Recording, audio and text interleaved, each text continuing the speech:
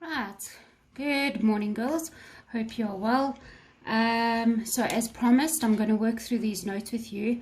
You should have these notes. I did hand them out to you in the few last weeks of last term, so please just we're going to go through them together and we're going to see what I want you to learn here. It's slightly more than what I want you to learn from the textbook, so that is why I'm giving you the lesson, and I want you to really understand this, okay, because this is one of the first proper science principles that you're going to learn, and I want to start teaching you about relationships, not with your loved one, but with quantities in physical science. All right, and how to use a formula and how to calculate stuff in science using your maths. Okay, so the first thing we're going to do is let's just take a look at the definition of density. So it's the amount of mass in a given volume. So I have specifically bolded mass and volume because these are important words. So what is mass? Okay, so mass in science is not how much you weigh. Please, that is completely wrong. Okay, weight is actually a force and it's measured in newtons. Mass is measured in grams or kilograms, and it is the amount of matter. Matter is what makes up everything. A substance or object consists of. Right, I'm writing big so that you can see what I've got. So what is mass? The amount of matter a substance or object consists of. So if I was to say, well, what is your mass? You're going to say 25 kilograms, whatever, and obviously not, but that actually tells you how much stuff you're made up of. So the more mass you have, the higher the grams or kilograms. Okay, so mass is usually measured in kilograms in science, but in this section for this year we are going to use grams. Okay, right, what is volume? Well, you've done volume in maths a lot. So volume is the amount of space an object takes up. Okay, sorry, I got a bit of a runny nose. Okay, the amount of space an object takes up. So basically it's the size of the thing. Okay, if you've got a big volume, it's a big space. Okay, yeah, and that is measured. Now let's think about this though. Volume in maths. How did you work it out for a rectangular prism, for example? You went length times breadth times height. Do you remember that? Is that ringing bells? Right, so length times breadth times height gives you a volume. And if you think about it, that is centimeters times centimeters times centimeters. And I'm sure in maths you've done some exponents, and you treat centimeters as you would an x, and it would be centimeters times centimeters times centimeters is centimeters cubed. Okay, and we know that a cube is also 3 dimensions as opposed to a square, which is 2 dimensions, and so a cube is 3. Okay, right, let's carry on. So I think let me do the experiment first with this, and then we'll talk about this. So what I've got is I've got a little tub of water. Now excuse what I'm using. Remember, we're in lockdown, okay, and I'm just using the provisions that I have. So what I have here is I know it's my medicine container. This is not my medicine in here. It's just some beads and charms that I found just to make it heavy. Okay, so at the moment, the mass is quite big. Look how much stuff it's made up of. It's made up of this container as well as the stuff inside. So the amount of matter that it's made up of is a lot. And that translates into a big mass. Okay, so here we have a big mass and it's in this container. So when I put it in the water, I hope you can see that it's actually, it sinks. Okay, so that means that it is more dense than the water. Let me show you again. You hear it plop. Okay, and it goes right to the bottom and it's sinking. Okay, don't read all my information here. Okay, so what I'm going to do, I'm going to show you, I'm going to open it and I'm going to take all those things out. Okay, there's nothing in here anymore. So what have I done? I've decreased the mass. I've decreased the amount of matter that makes it up. Okay, so the mass, so in other words, it's lighter, but can you see that I've still kept the same shape? The shape hasn't changed, so the size hasn't changed, the volume hasn't changed. Okay, just the amount of matter, which then translates into the kilograms or grams. Okay, so my grams is less now, and what happens? You can see it is floating. I'm trying to push it down and it just keeps bobbing up. Okay, so now it is less dense than the water. Same volume, but it has less mass because there are less things making it up. Okay, does that make sense? I hope so. All right, so let's take a look. Oh gosh, now it's all wet. I should have had a towel. Okay, so what we're going to do here is we're going to underline the object with the highest density. So let's take a look at what's happening over here. So if you see here, what is the same? Look here. Can you see there it says 4 centimeters cubed. All these cylinders are 4 centimeters cubed, which means that their sizes are different. Sizes are the same. Okay, sizes are the same. They are like this container, just made up of different things. Okay, so it's different masses. Look how, oh, let me change my color because you know me and my color. Let me use, no, pink's too close. I'm going to use green. Okay, so look here. Grams, there's 1 gram. Grams, 3 grams, 2 grams. So they all have the same volume. So imagine this. Same. But this one weighs the most. It has the most matter. Okay? It's made up of the most matter. So this one will then have the highest density. So we are going to underline the highest density. So I don't know how you want to do that. And we're going to go highest. Oh, and I left out an H. Okay. Right, so that is the highest. We're going to underline that because relative to all three of them, their volumes are the same, but this one has more matter. The mass is higher. Okay, now we're going to take a look. Obviously, this one is looking a bit suspicious here because this is 1 gram compared to that one's 2 grams. So this one is the lightest. It has the least amount of matter. It has the lowest mass. So we see that their volumes are the same. So the only thing we're comparing them to each other is their mass. This one is the lightest, less mass. So this one is the lowest density. Okay, and we can now circle it. I'm going to use a purple. Okay, and we're going to circle. And this one is the lowest. Okay, so the lowest is when you have same volumes, the one that is the least mass, has the least mass, or weighs the least. Not weighs, oh, I used that word wrong. It has the lowest mass. Okay, so be careful. Even I do that, and I know weight is a force.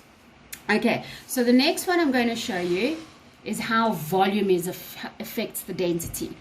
So volume, what does volume mean? It means the amount of space that it takes up. So if something is really, really big compared to something really small, the one has more volume than the other. So what I've got here, I know, I'm sorry, this is all I have. I haven't eaten these knickknacks. I've just put them in a container for later. Okay, so this is an empty knickknack packet, and inside you'll see some more beads, okay, or charms. I used to do beading. Okay, so there's charms in here, so it has a bit of a mass, okay, and the volume is, well, it's a little knick-knack packet, so it's there. So what I'm going to do is I'm going to put it in the water, and you can see it's just floating. Okay, floating around, no problem. Okay, so at the moment it is less dense than the water because it is floating. Okay, so think about this being a massive ship on the ocean. Now, if you think of what ships are made of, they're made of heavy, heavy metals, iron, steel, all these things. And imagine all the things. Have you ever been on a ship? I haven't been on a ship, but there's lifts and there's stages and there's pools and there's, so you can imagine how much matter a huge ship is made up of and how much mass it has. It must weigh, oh, I nearly used weigh again. It must have a huge mass. Okay, so, and yet it floats on water. I mean, that's bizarre, but that is because of its volume. The volume is huge. The volume is bigger than its mass, and so you get it. The density is quite low, well, not quite low, but lower than water. That's all you want it to be, is lower than water, so that it floats.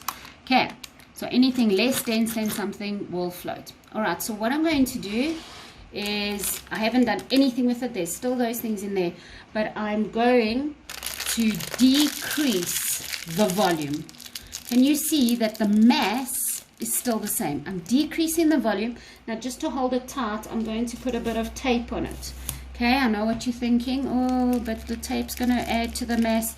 This tape is so light that it is negligible. In other words, it's so light, we don't take into consideration its mass. Okay, well, that should do it. Wait, I'm getting my scissors. Okay, so have a look at this. This is so much smaller than that big packet that I was holding just now. So let's see how it is affected now. You know that this mass is the exact same. I didn't take the stuff out of it that was inside. All I did was decrease the volume. Okay, and there it is. It's at the bottom of the water and it has sunk. So it means now the density is more than the water. It is more dense than the water, and so it sinks. Okay, so that is how the volume affects the density. Okay, so let's see now. I just have to dry my hands on my top because I don't have a towel. Okay, so let's see now. Here we have equal masses. So here, masses are the same. Very important. Masses are the same, because we can't compare volumes if we keep changing masses, okay? Because we want to see what would it do to the density. So you can see here we've got 1 gram, 1 gram, 1 gram. Yay, we're happy. But this looks suspiciously like a piece of wood, and this could be a piece of iron. And so you can see 1 gram of iron is a lot smaller than 1 gram of wood. All right, and that's how you can compare this. It's like that trick question, that what's heavier, a ton of feathers or a ton of lead? They're the same. They're both a ton. So you've just got a room full of feathers, or you've got a little piece of lead. Okay, so the volume gets affected here. Okay, so the masses are the same. And we're now going to look at the volume. So let's see here. We have a 3 centimeters cubed, 5 centimeters cubed. So this volume is quite big, and a 1 centimeter cube. But remember what happened with that water and the knick-knack packet. My volume decreased. And I'm dripping on the page, but it's okay. My volume decreased. Went from a big packet to this little thing here. What happened to the density? The volume decreased, okay, but it got more dense, but the density increased. So they're doing the opposite thing. My volume got smaller, but it caused the density to increase, and it landed up sinking in the water. So if we have the same masses, then the biggest volume will have the smallest density. So we can circle that one. That one will have the lowest density because it has the same amount of matter. Remember what the mass is. It's made up of the same number of particles, or the same amount of matter, not particles, the same amount of matter than this is made up of. This is also made up of the same amount of matter. How do we know? Because their grams are the same. And what is grams? Mass. What is mass? The amount of matter. So we've got the same amount of matter, same amount of matter. This one is just, they are further apart from each other, the particles. Okay? This one is more condensed and squashed up, just like this are squashed up. Okay, there's not as much air in this bag as there was just now. Okay, so that means the one with the smallest volume will have a very high density. And this one, I'm sorry, I forgot to change my color.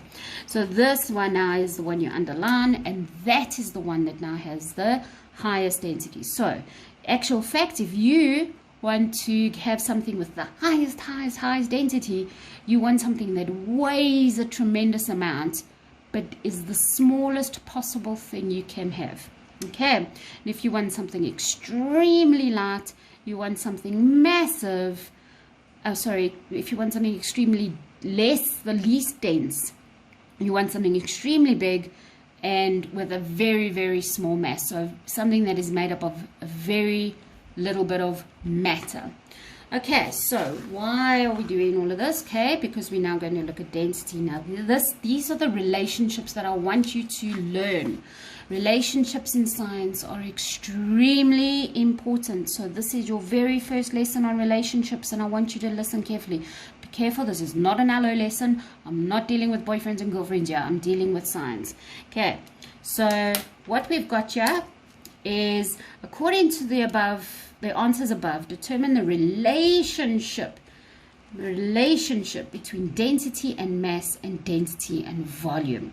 Okay, so we're going to look at how was the density affected because of the mass, and how was the density affected because of the volume. So remember this container here, so let's think about it. I'm going to first fill this part in here underneath it. It says this means that the bigger the mass, okay, so remember when I had the stuff in here, the density was big or small? It was big. It sank right down to the bottom. So the bigger the mass, the higher the density. The higher the density. The bigger the mass, the higher the density. Or you could say the bigger the mass, the bigger the density. So that we're using the same wording. So the bigger, or the higher the mass, okay, you can't really have a high mass, but anyway, the higher, the bigger. They are both going in the same direction. If this gets bigger, and this one gets bigger. If this one gets smaller, this one gets smaller. Okay, so this is called something. This is a relationship, and you've probably heard it before, and it's been in maths. And this is density is directly proportional to mass. Directly proportional to mass. This means the bigger the mass, the higher the density. The more matter is made up of, the more matter this is made up of, the bigger the mass, the higher the density. Okay, then density and volume. So we know that when this had a high volume, remember the big packet, it was floating, and when I scrunched it up, the small volume sunk to the bottom. So that means the bigger the volume, the smaller the density.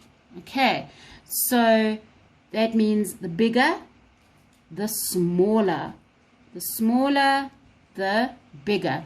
Their relationship is opposite. Okay, and we call this inversely proportional. Inversely proportional. Please, girls, some maths teachers like to teach indirectly proportional. Indirectly proportional is not the same as inverse. Okay, so be careful. It's inversely proportional and directly proportional. Directly proportional, the higher the higher.